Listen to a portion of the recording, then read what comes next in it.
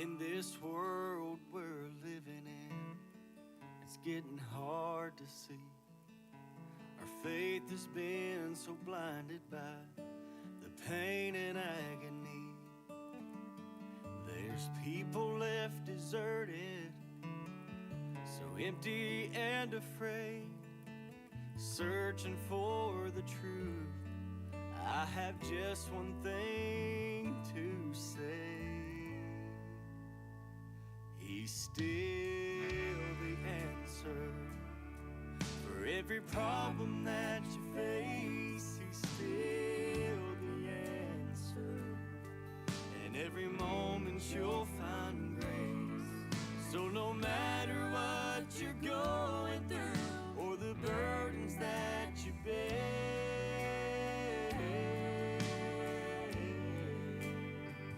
He's still the answer, and the answer's always there.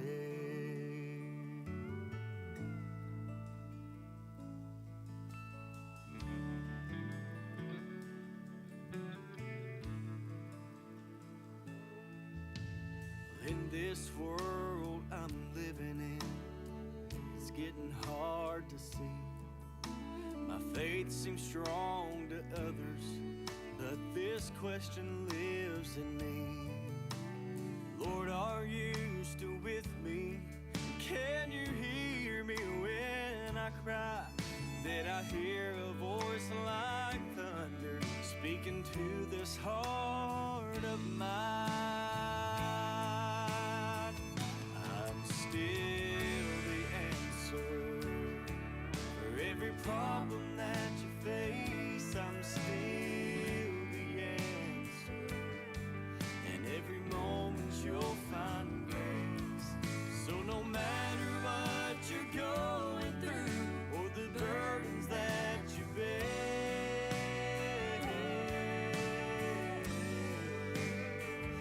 I'm still the answer, and the answer's always there. For the Hebrew boys, I was the fourth man, and I was there with Daniel in the lion's den. When I called his name, Lazarus came forth from the grave. And for Moses, I was provider. When Elijah prayed, I sent the fire, and I never changed, but forever still the same. He's still the answer for every problem that you face. He's still the answer, and every moment you'll find grace. So no matter what you're going through or the burdens that you bear, He's still the answer, and the answer's always there. He's still the answer. He's still the answer. And the answer's always there.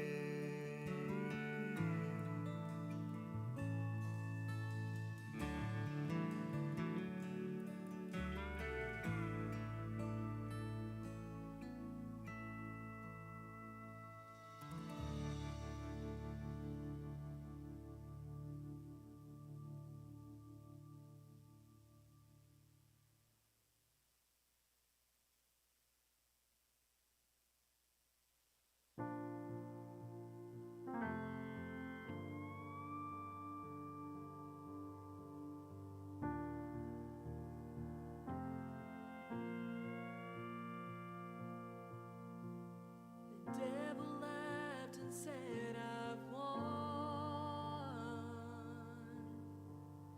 God has lost his only son. The brightest star no longer shines.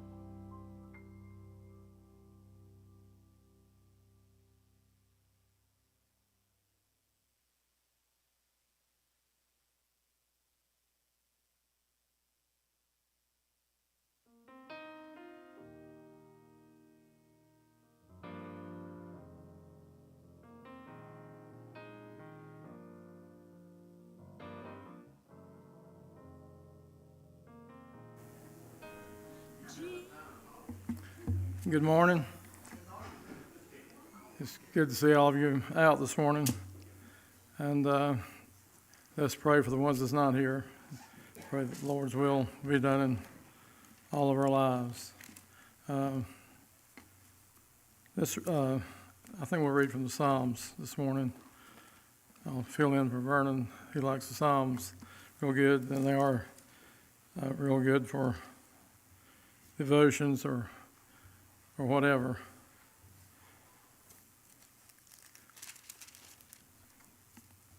Let's read Psalm 1.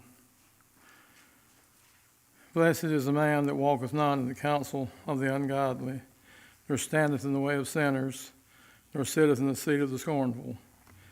But his delight is in the law of the Lord, and in his law doth he meditate day and night. He shall be like a tree planted by the rivers of water, that bringeth forth his fruit in his season. His leaf also shall not wither, and whatsoever he doeth shall prosper. The ungodly are not so, but are like the chaff which the wind driveth away.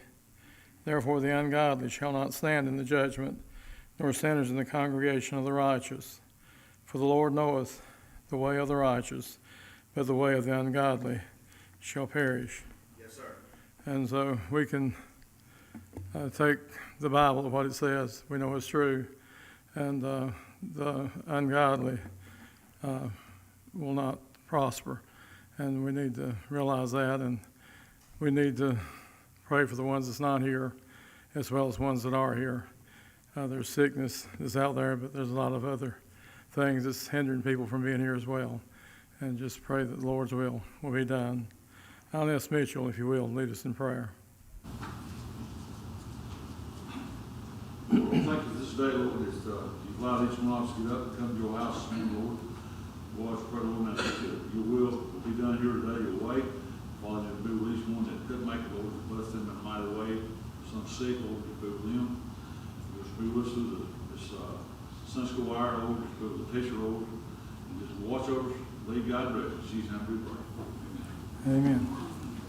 Use choir.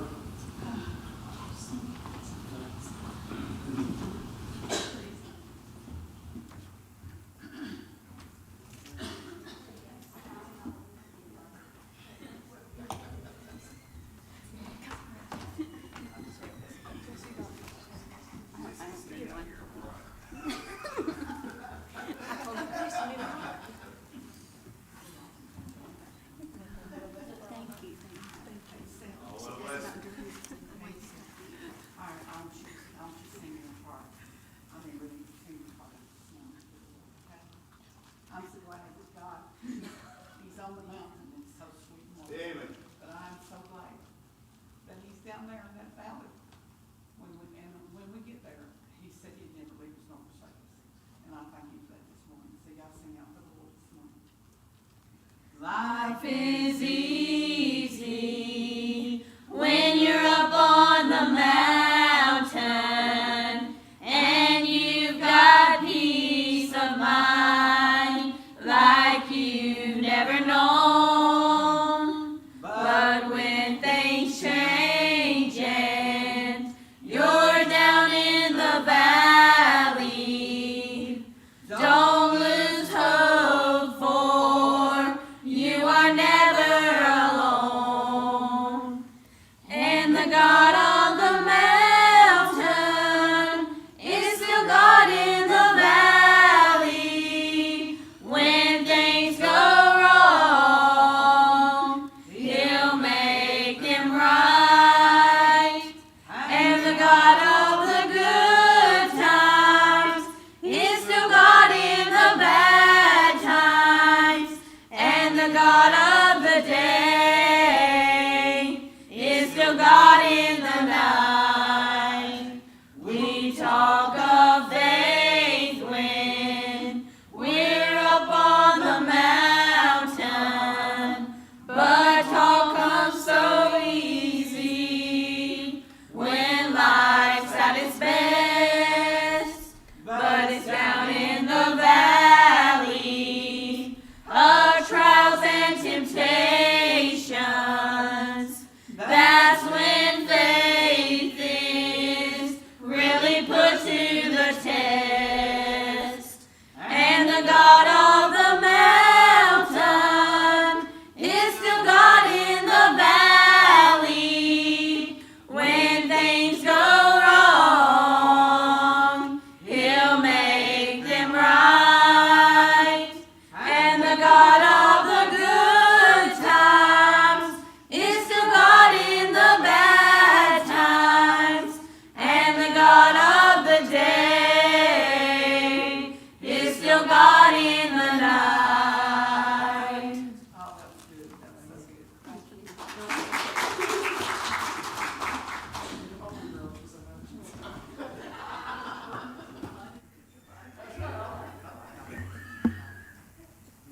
All right, let's hear that big amen. Amen. Classes, form teachers, take charge. Thank you, Sunbeams.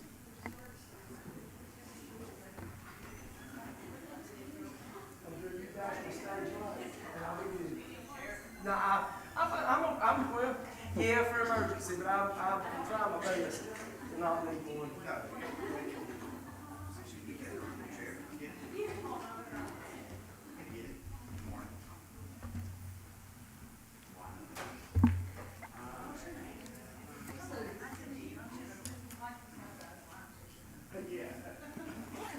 I tell you what I needed worse than anything was a lifesaver. I don't know, my mouse dried out this morning. See, I knew I had a friend down there that would hand me one. Our Harris Jr. handed me one. Thank you, my friend. Appreciate that. We'll try to melt that down while I'm standing up here.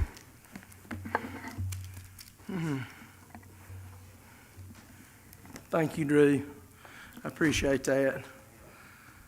I'm going to tell you something, that everybody here looks after me, and I really appreciate it. Thank you, sir. We're blessed to have a good church family that cares for one another. I tell you what, well, I'm going to turn my book and my Bible too. Today's the first Sunday. I want to make sure I'm on the right page. Hope everybody's having a good morning. And did anybody get to go down there and sweat out at Farmer's Day yesterday? I went just long enough to watch them packing up. It was wonderful. And I saw they had all worked hard. And the preacher, he was ready for a nap. He had been there all day long. And anyway, looks like they had a great crowd. Yeah. And they handed out, I don't know, 1 million, Christian made 1 million handfuls of cotton candy. He didn't, what it was is he was spinning it so fast. I'll tell y'all, the children was coming up so quick, he was just more or less giving them just a, let's see, it looked more like a... Nah, you missed it, because there were some. Was there some big ones? Okay, well, they was coming up so fast, he was having to make it so fast. But anyway, we're thankful for everybody that did come. Yes, sir. And take part in that, and hopefully we'll see the increase from that. But everybody knows, I told somebody yesterday, I said the best thing about Farmer's Day, or what would make it better, is if they'd move it to October. But, that's just James Upton's opinion, but Farmer's Day is a good thing. And I tell you what, I'm going to try to put this apparatus here, where it's not going to do nothing while I'm up here. But just pray as we continue to have outreach in our community, that our churches see a good harvest from that. Yes, and you never know the impact that you're making. So, and each one of us, you know, you have a ministry. Each one of you, every day, the people that you see and the people that you interact with, you know, that's a ministry too. And we're thankful for each one that has a part. But anyway, let's go ahead and get started with our prayer requests this morning. I know we got Miss Renee. How was your mom? You can give us an update on her? Yeah, she's having a hard time with her treatments and everything now. Even the platelets, when she goes and gets them, she's when we bring them home, she runs a fever for a few hours. Her white cells so low, you know. Yeah. But just remember her. I just went by and seen her, and her desire was to come to church, but she was just hassling for breath, just walking through the room. Oh, just remember. Y'all, let's do pray for Sister Ann. She's been a faithful lady all of her life. And let's just pray for her, that the Lord would just give her healing and peace, and just wrap his arms around her right there where she's at this morning. She said this morning, she said, you know, I've got so much to be thankful for. She said, I'm not hurt and I'm not sick. She said, I'm just weak. Yeah. And so she's still, even in her state, looking and thanking God for what she does have. But you know, she's always been like that. That's her. That's her. She's a good woman. And thankful for that witness there. Any others over here? Yeah, any over here? I know we need to keep praying for Brother Jeremiah's dad, Tommy, and any others over here. How about on this side? Just Judy.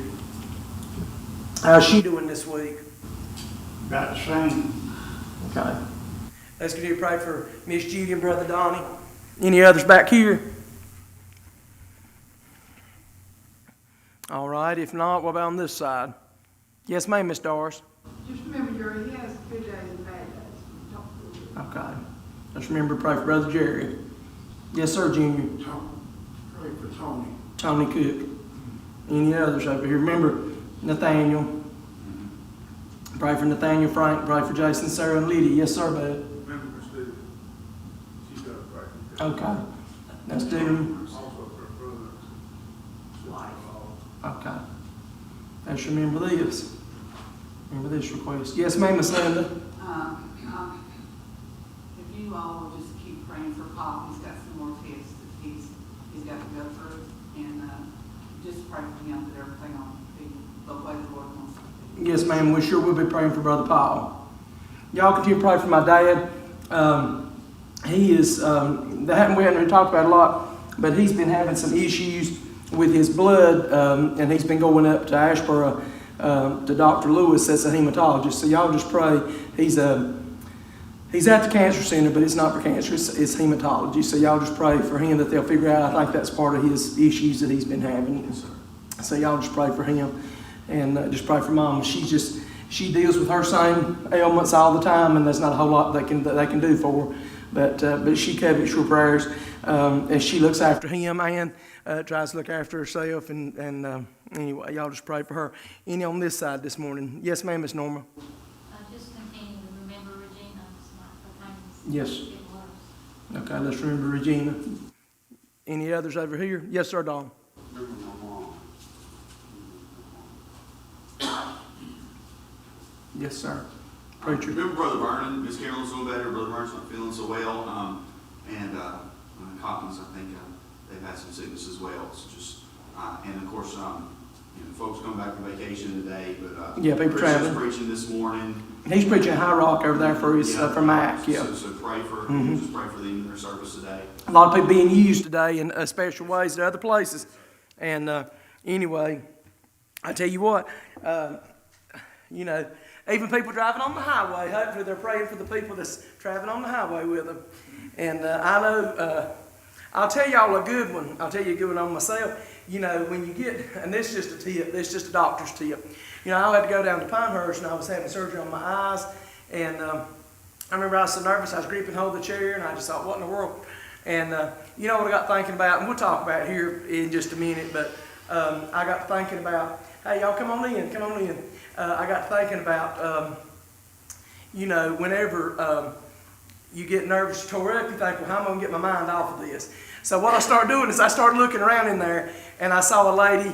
There was one lady, and she had her arm bandaged up, and then I seen a man, and I thought, well, I'll just pray for that lady. Well, then next thing you know, I saw different ones in there. I got just watching people, and I thought, well, Lord, maybe I'll just pray for everybody in this room. So I went through and I said, Lord, help that woman in that green shirt. She looks ill this morning. Lord, help this man over here. So that's what I did. And I'm going to tell you something. I felt so good by the time I got done with that I was ready to go in there and I'd let them stab me in the eye. So anyway, that's what I was going to say. So prayer, I'm going to tell you something. Prayer changes you. So that's what it says. We get ready to pray this morning. Prayer changes you. Just always remember that. But anyway, and we're glad to see everybody that's back with us this morning. So, but anyway, I tell you what, Jeremiah, you feel like leading us this morning in prayer. Appreciate you, brother. Father, we thank you once again for Yes, Lord, thank you. Your house, Lord. Just thank you that we live in a country we can still come and worship you freely, Father. Yes. Father, you heard all these many requests this morning. I don't know what you do, and I just pray that you will be with the families and those that were prayed for, those that were asked that have a special need. Just ask that you go and touch them in only a way that you can, Lord. I just pray that you be with Brother Jamie and the other Sunday school teachers this morning, and be with the pastor. And as we come into the worship hour, it's these things we ask you for. Amen. Thank you, brother. I appreciate that. Today's lesson, we're going to have actually two. It says Jesus heals two demoniacs, but we actually have two incidents here that we're going to talk about. And when we're talking about this, I just want you to, the phrase that keeps coming to mind is, he's got it under control. or it's under his feet. It's under his authority. Does anybody remember that old song that said it's under his feet? You know, it says when Simon Peter walked abreast, putting his faith into the test. You know, you ever heard that? Anyway, and, you know, Jesus had the waves roll under his feet. Well, that's the thing. We always need to remember that. But let's go ahead and look at Matthew chapter 8 and verse 23 in our lesson text. It says, and when he was entered into a ship, his disciples followed him. So I'm going to tell you one thing I noticed about this first part is, you know, wherever Jesus went, they followed him.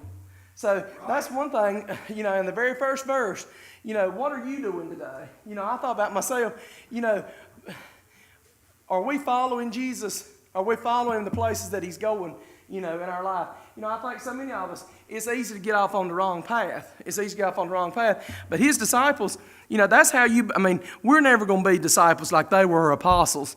But can I tell you something? Do you know how you'll always be led on the right path is to follow him. Follow him closely. So wherever he went, they wanted to be with him. So he got in a ship, and man, they got in the ship too. And look what happened. Verse 24 says, and behold, there arose a great tempest in the sea. So that was kind of like Hurricane Hugo out there on the Sea of Galilee. And insomuch, who remembers Hugo? That was 89. That's the one I remember. I never lived through one that was worse than that for me. But anyway. And behold, there arose a great tempest in the sea, insomuch that the ship was covered with the waves, and he was asleep. But he was asleep. Now notice this. This is what I was going to say, and I will sit down, but I'm going to tell you something. Here's the deal. There arose a tempest in the sea, but can I tell you something? Guess what? The storms didn't bother him. The storms didn't bother him. It said he was asleep. He was asleep. But look what they were doing. Look what was happening elsewhere.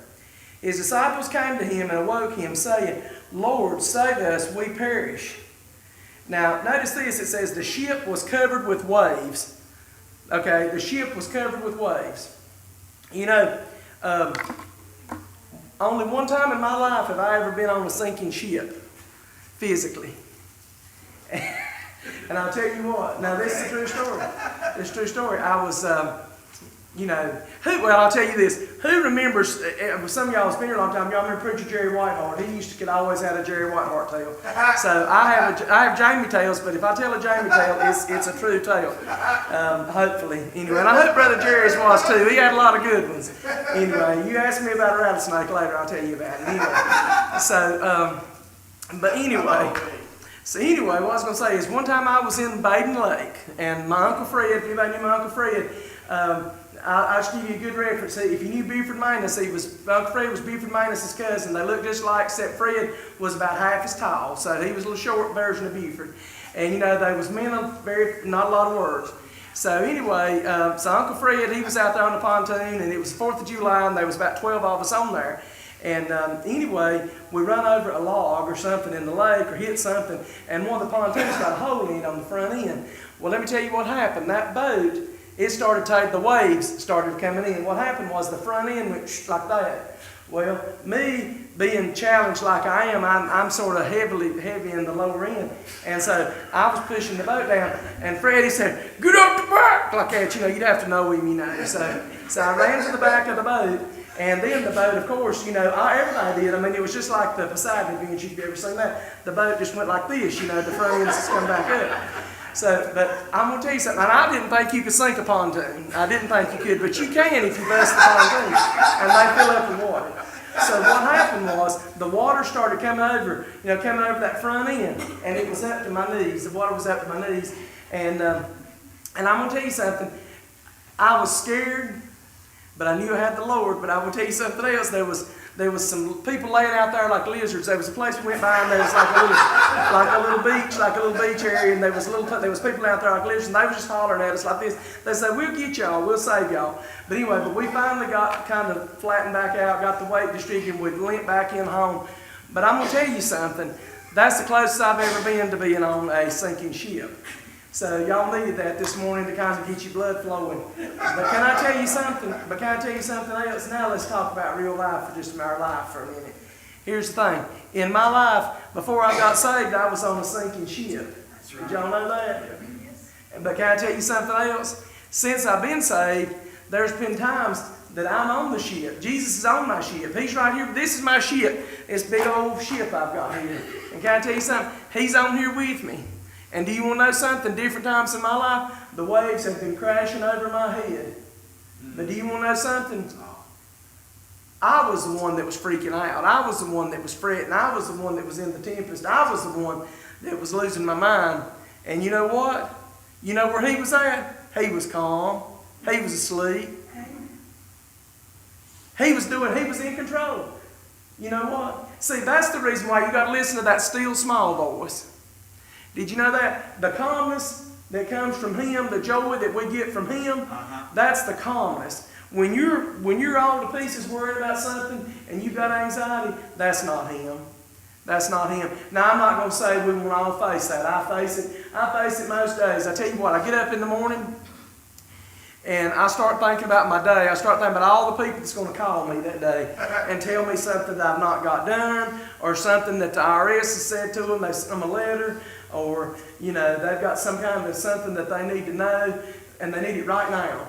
And the thing is, when you get about 20 people that need something right now, there's only exists right this moment. So you can't do 20 things at one time unless you're smarter than I am, and I can't. So I start in the morning, start having anxiety about stuff like that. And you know what? I have to say, Lord, whatever comes, you're right there. You're going to be there with me. And I want you to look what happened here. If you call out to him, look what he said here. It said, and he said unto them, why are you fearful, O ye of little faith? Then he arose and rebuked the winds and the sea, and there was a great calm. Now notice this. Those people, they thought they were going to perish. So I want to tell you something today. If you're saved today, the blood's been applied, you're not going to perish. You've won the race. We've said that. And I think, as I've got older, I think I've got a hold of that. There's things that happens to us in our life, and we have situations that come along, and we think, well, we're going to utter destruction. But let me tell you something. There is not utter destruction for the child of God. There is not. Now, is it going to be hard? Yes. Yes. I promise you, it's going to be hard. You're going to have hard days. There's people in here that's had harder days than I could ever even imagine. There's people in this room. And can I tell you something? Y'all got my respect. Do you know why you got my respect? Because you're here this morning. You know what you've done? When times got hard, you had a struggle. There was something you were struggling against. You didn't turn and run. You didn't turn and run. And do you know why you didn't turn and run? Because you put your faith in the one that can sustain you. That's what we've got to do. And there's going to be times that we're all lacking in faith at times. We're all lacking in faith at times, be honest. But notice what he said to these men. He said, O ye of little faith. Then he arose, rebuked the winds and the sea, and there was a great calm. And notice what it says here in verse 27. But the men marveled, saying, what manner of man is this, that even the winds and the sea obey him? Think about in your life. When you're facing something, and I know I repeat this, y'all probably think Jamie just tells the same old thing every time he gets up there. Well, I'm going to tell you something. It would do us well to remember where he's brought us from and what he's brought us through. I'm going to tell you something, and I think we don't do this enough, but I'm going to tell everybody here something that I think I'm going to do. Everybody has a testimony, and as you get older, you're going to get to where you can't remember. I'm just going to be honest with you. If you live long enough, you have chewed enough aluminum foil, and you've brushed your teeth in fluoridated water and all this kind of stuff, and so could be that you could start forgetting some things, okay? And the other day, me and the preacher, we had been somewhere several years ago, and I asked him, I said, what were we doing there? Do you remember that? And he remembered because he's a lot smarter. He exercised his brain. His brain's might have elastic, and mine is not. But anyway, he can remember things. But what I was going to tell y'all is this. What you should do is everybody should get a book or get a tablet or something that will last. Write down the things that God has done for you. Start with the day you got saved. Start there. Write that down. Because someday, when you can't remember, you won't know, somebody may have to read that to you. Somebody else may get blessed from it. I'm not talking about publishing a bestseller, but I'm talking about write down the days, because we all have days in our life that we've had to hang a nail to. You understand that? That's Yeah. what I'm thinking. But these men here, what I was going to say is, when they were on that ship, they had forgot all the things that he had done, you know. And that's why he told them, he said, "Oh, ye a little faith." Think about that. He wasn't rebuking them very hard, but at the same time, he said, "Oh, ye a little faith." But you know what builds our faith? This book. When we see what he did for these men, and we see the things he's done in our life, you know, that should help us to build our faith. Because the next time something comes up, then we can say, well, look what he's done. Look what he's done. And do you know what ultimately tells us? That he's got everything under control. He's got it under his authority. One of the best things about getting older is realizing, and you know, but when you're in the midst of a storm, it's hard to see it. But later on, you'll look back and you'll say, well, I see now the Lord was at work through that, even that hard time, that bad time. So he used this instance when they were actually, on the ship. He used this to build their faith. That's what I was trying to get to. So let the storms that come in your life, don't let them turn you against him. Let those storms build your faith. So that's the first part of the lesson. Now look what's happening here in verse 28. And when he was come to the other side, into the country of the Gergesenes, there met him two possessed with devils, coming out of the tombs, exceeding fierce, so that no man might pass by that way. And behold, they cried out, saying, What have we to do with thee, Jesus, thou Son of God? Art thou come hither to torment us before the time? And there was a good way off from them an herd of many swine feeding. So the devils besought him, saying, If thou cast us out, suffer us to go away into the herd of swine. And he said unto them, Go. And when they were come out, they went into the herd of swine. And behold, the whole herd of swine ran violently down a steep place into the sea, and perished in the waters.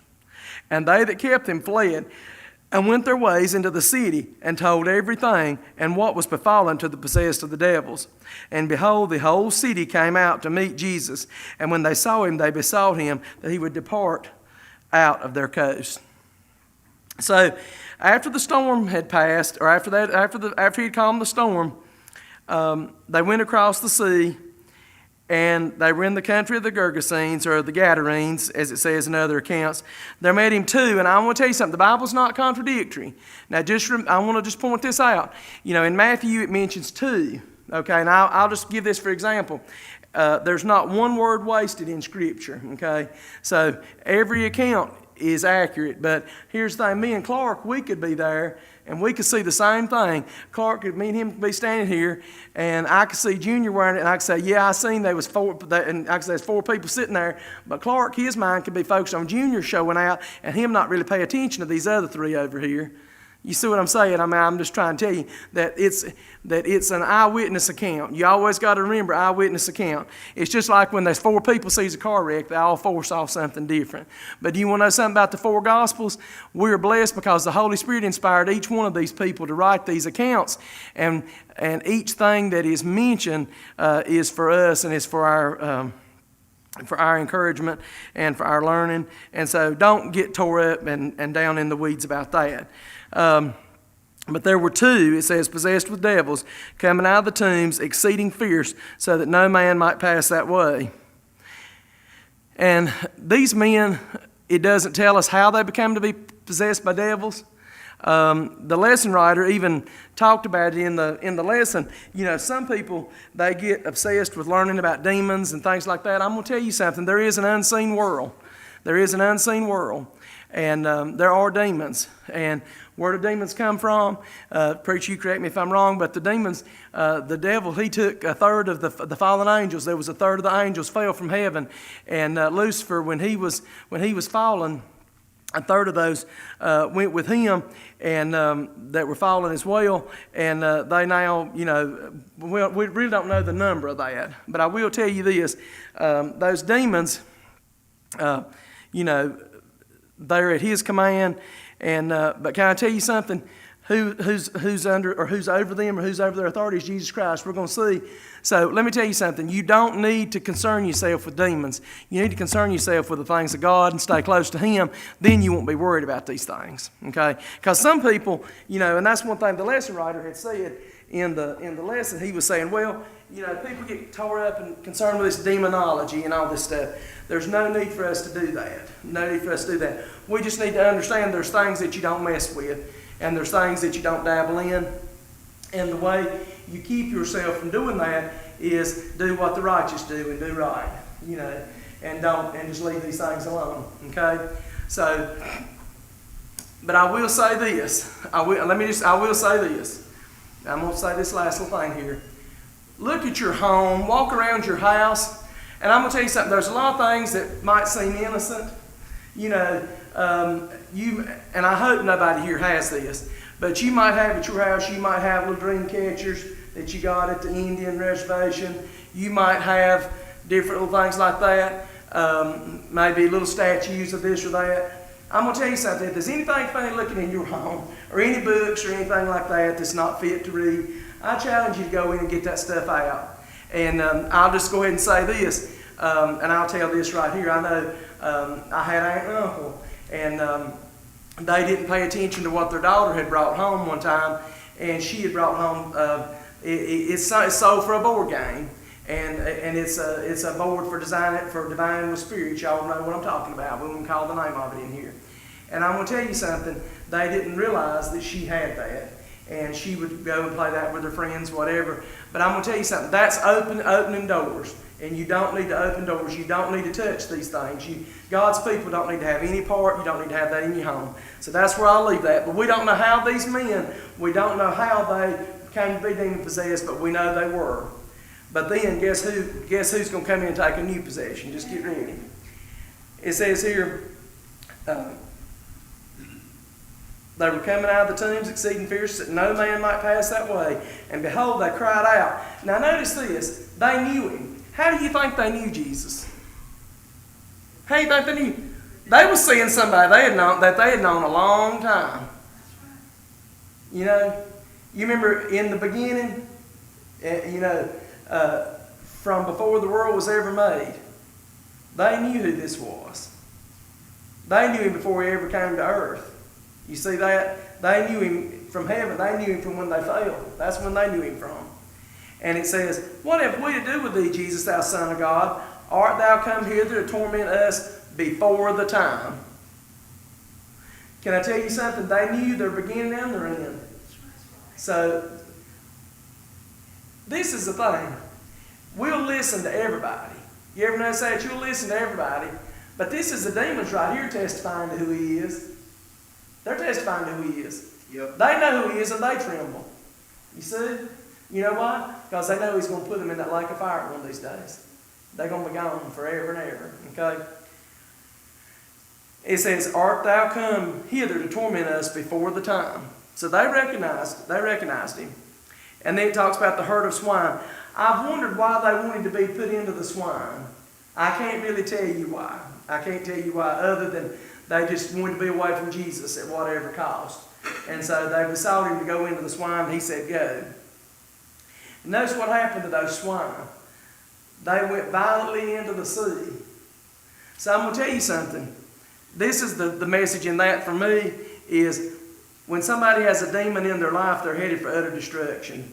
They're headed for utter destruction. And that's not to say that the Lord can't come in. And because I'm going to tell you something, look at these men here. There was nobody, nobody would go around these men. There was nobody going out there to them to try to talk to them. There's nobody out there trying to witness to them. But can I tell you something? The Lord still went to them. He went to them. Most of us here have been blessed to have people in our life that, spoke a word for the Lord and put a Christian influence in our path.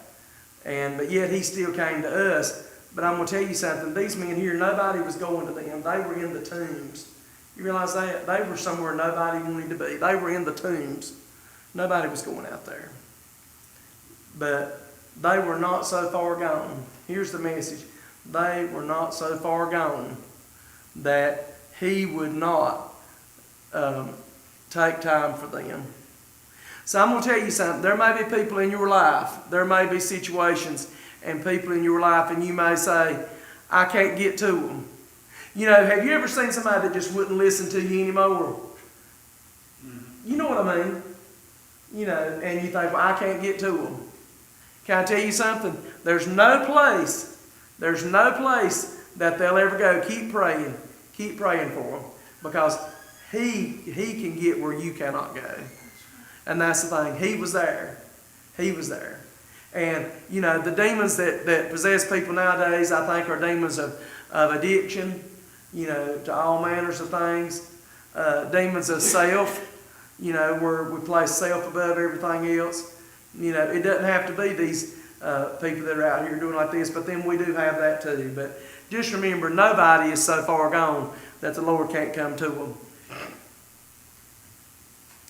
And then listen, it says, and they that kept him fled, and went their ways in the city, and told everything, and what was befallen to the possessed of the devils. And behold, the whole city came out to meet Jesus. And when they saw him, they besought him that he would depart out of their coast. So, I'm going to ask you something. Why do you think they want him out of their coast? I think they was worried about their hogs more than anything else. They was probably worried about some more. They probably thought, man, he's going to run all the hogs in the sea. And you got to realize that these were not Jews. You know, that's the thing. That, you know, Jesus, he was rejected by his own people, and he come out there to the people that eat bacon and stuff like us. He come out there to the people that eat some hogs. You know, I've eaten a little bit of hog meat in my time. You can tell that. I could have done with a sausage gravy biscuit this morning, but anyway. I'm going to tell you something. You know, he come out there to the ones that nobody else would come to. Yeah. The ones that nobody put any value on. You realize that? Yep. Can I tell you something? That was you. That was me. Yep. That was me. And, you know, there was nothing within us that he would want us, but he chose us. And if you're here this morning and you've accepted him, he chose you. And I'm going to tell you something. This morning, if you don't know him, I want you just to, you know, be ready when the preacher asks the invitation, be ready to come up here and accept him. I'm going to go over to, it's Luke. I'm going to read Luke's account real quick. And I add to this just a little bit. Luke 8. Yeah, here it is. Let's keep going. It says,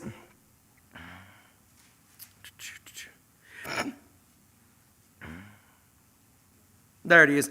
It says, it's Luke 8, verse 35.